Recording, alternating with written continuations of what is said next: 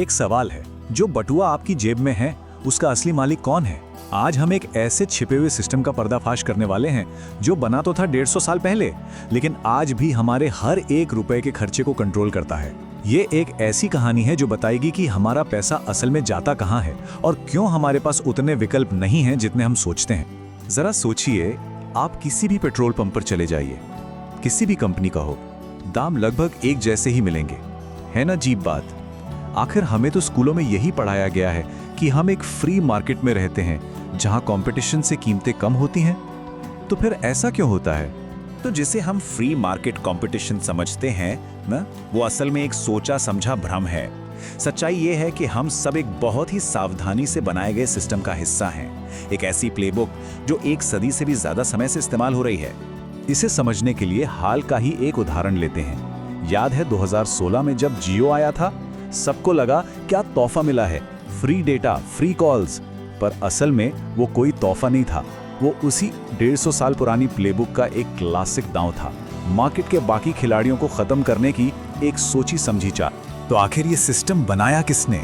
ये जबरदस्त प्लेबुक लिखी किसने? मिलिए इतिहास के सबसे अमीर आदमी जॉन डी रॉकफेलर से। वो सिर्फ एक बिजनेसमैन नहीं था, वो उस आर्थिक दुनिया का आर्किटेक्ट था जिसमें हम आज भी जी रहे हैं। $400 बिलियन। आज के हिसाब से रॉकफेलर की दौलत इतनी थी, मतलब इतना पैसा कि आप सोच भी नहीं सकते। एक वक्त था जब अकेले उसके पास पूरे अमेरिका की इकोनॉमी का लगभग 2% हिस्सा था। ये सिर्फ दौलत नहीं थी, ये ताकत थी, ऐसी ताकत जो देशों को झुका सकती थी। लेकिन असली खेल पैसे का नहीं है। रॉकफेलर की सबसे बड़ी विरासत उसका पैसा नहीं, बल्कि वो सिस्टम है, वो तरीका है जो उसने बनाया। एक ऐसी प्लेबुक जिसका इस्तेमाल आज अमेज़न से लेकर रिलायंस तक दुनिया की हर बड़ी कॉर्पोरेशन कर रही है। तो ठीक है, अब जरा इस प्लेबुक के पन्ने पलटते हैं। इसके 3 मेन चैप्टर्स हैं जो पूरी कहानी बताते हैं कि कैसे किसी भी मार्केट पर पूरा कंट्रोल किया जा सकता है। पहला चैप्टर, वर्टिकल इंटीग्रेशन। सुनने में थोड़ा मुश्किल लगता है, पर मतलब बहुत सीधा है। इसका मतलब है कि अपनी कंपनी चलाने के लिए जो कुछ भी चाहिए, उस हर चीज के मालिक आप खुद बन जाओ। कच्चे माल से लेकर फाइनल प्रोडक्ट बेचने तक आप किसी पर भी डिपेंडेंट नहीं रहते। इसको ऐसे समझिए, मान लीजिए आप चाय बेचते हैं। अगर आप चाय के बागान, चीनी की फैक्ट्री, दूध की डेयरी और कप बनाने वाली फैक्ट्री सब कुछ खुद ही खरीद लें तो सारे बिचौलिए खत्म हो गए। उनका सारा का सारा प्रॉफिट अब आपकी जेब में आएगा।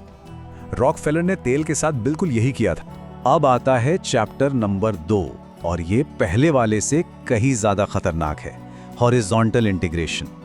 इसमें सिर्फ अपनी सप्लाई चेन को कंट्रोल करने की बात नहीं है, इसमें अपने हर एक कॉम्पिटिटर को या तो खरीद लेने या फिर बिजनेस से पूरी तरह बाहर कर देने की बात है। और ये कितना असरदार था, इसका एक जीता जागता सबूत है 1872 का क्लीवलैंड मैसेकर। सिर्फ 3 महीने, सोचिए, सिर्फ 3 महीने के अंदर रॉकफेलर ने अपने कॉम्पिटिटर्स को इतना मजबूर कर दिया कि या तो वो अपनी कंपनियों से बेच दें या दिवालिया हो जाएं।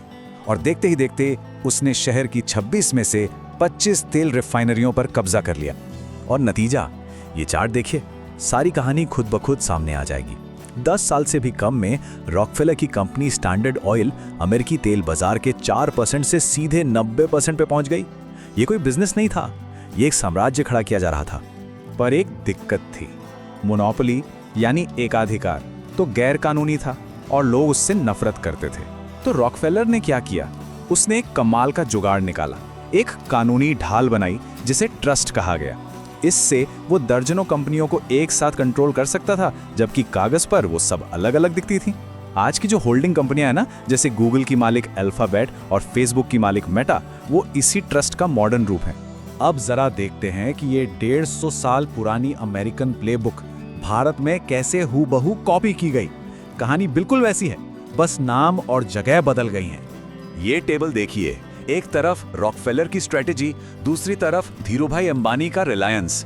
वर्टिकल इंटीग्रेशन, कपड़े से शुरू करके पेट्रोकेमिकल्स, फिर रिफाइनिंग और तेल की खोज तक।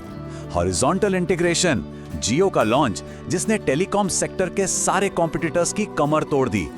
प्लेबुक एकदम सेम टू सेम है।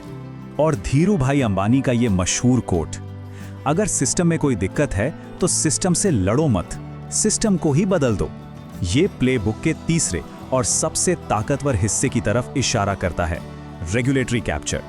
इसका मतलब नियम तोड़ना नहीं है, इसका मतलब है सरकार और पॉलिसी को इतना प्रभावित करना कि नियम आपके बिजनेस के हिसाब से बदल जाएं। ये एक ऐसी चाल है जिसे रॉकफेलर और अंबानी दोनों ने ही बड़ी महारत से इस्तेमाल किया। तो सवाल यह है कि क्या रॉकफेलर का ये भूत आज भी जिंदा है? बिल्कुल है। और ये उन बड़ी बड़ी कंपनियों में बसता है जिन्हें हम और आप रोज इस्तेमाल करते हैं, शायद ये जाने बिना कि हम उसी पुरानी प्लेबुक का हिस्सा हैं। अमेज़न को ही ले लीजिए। हमें लगता है वो सिर्फ ऑनलाइन सामान बेचते हैं। नहीं, वो अपने गोदामों, अपने डिलीवरी नेटवर्क और तो और इंटरनेट की रीढ़ की हड्डी यानी AWS के भी मालिक हैं। ये है वर्टिकल कंट्रोल। और फिर वो होल फूड्स और ज़ैपोस जैसे कॉम्पिटिटर्स को खरीद लेते हैं। ये है हॉरिजॉन्टल टेकओवर, बिल्कुल रॉकफेलर वाला स्टाइल। और गूगल का क्या? वो अल्फाबेट नाम की एक होल्डिंग कंपनी के नीचे काम करता है, बिल्कुल रॉकफेलर के ट्रस्ट जैसा। सर्च मार्केट में 92% कब्जा। ये तो मोनोपोली है, पर हमें तो सब फ्री लगता है। असल में यहाँ प्रोडक्ट हम खुद हैं। हमारा डेटा ही असली प्रोडक्ट है जिसे विज्ञापन देने वालों को बेचा जाता है। ठीक है, तो अब इस सारी बड़ी बड़ी बातों को वापस एक आम इंसान की जिंदगी से जोड़कर देखते हैं। इस पूरे खेल में एक आम आदमी कहाँ खड़ा है? ये चार्ट देखिए, हमारा पैसा हर साल कहाँ जाता है? फोन का bill, petrol, online shopping, bank, दवाइयाँ।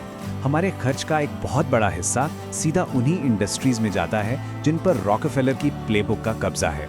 हमारा पैसा घूम फिर कर उसी सिस्टम में वापस चला जाता है। और अगर हम पूरी जिंदगी का हिसाब लगाएं, करीब 40 साल की नौकरी में, तो ये सिस्टम एक आम इंसान की जेब से कितना पैसा निकाल लेता है?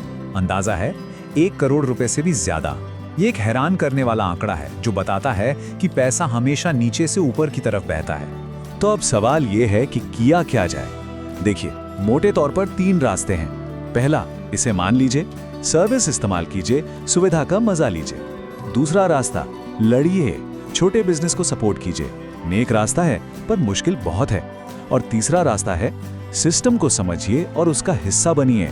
मतलब अगर आप सिस्टम को हरा नहीं सकते तो उन कंपनियों में हिस्सेदारी खरीदिए जो ये पैसा बना रही हैं। निचोड़ने वालों के मालिक बनिए, न कि वो जिसे निचोड़ा जा रहा है।